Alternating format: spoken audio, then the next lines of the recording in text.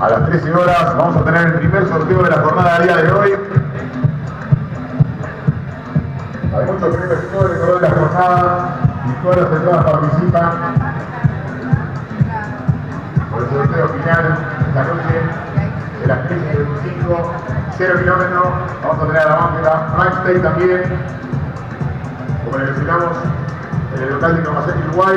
Hay una selección de modelos que están con una financiación especial con el dólar a 30, en 60 cuotas 100% financiado, y además se suma la oferta de la Kawasaki ZX6R, una rebaja de $3.000.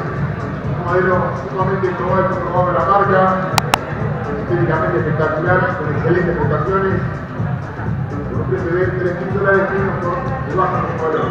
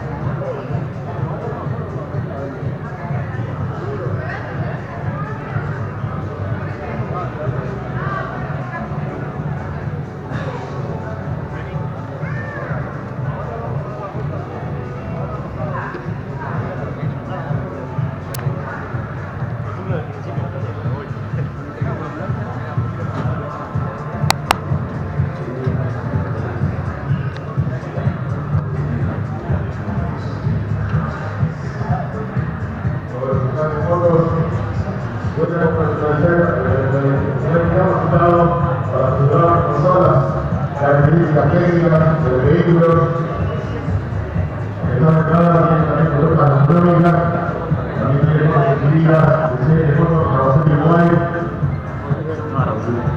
ZR-0200, con toda la tecnología actual, que no tiene Springban, más lo que tiene mucho adentro ya, también el local de India, para la presentación de Spring, ahora que tenía provincia de accesorios, de la marca de carros hay.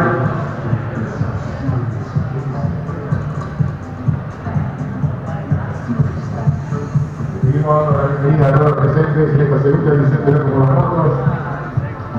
Nosotros tenemos el día final de la visita, la lista de público.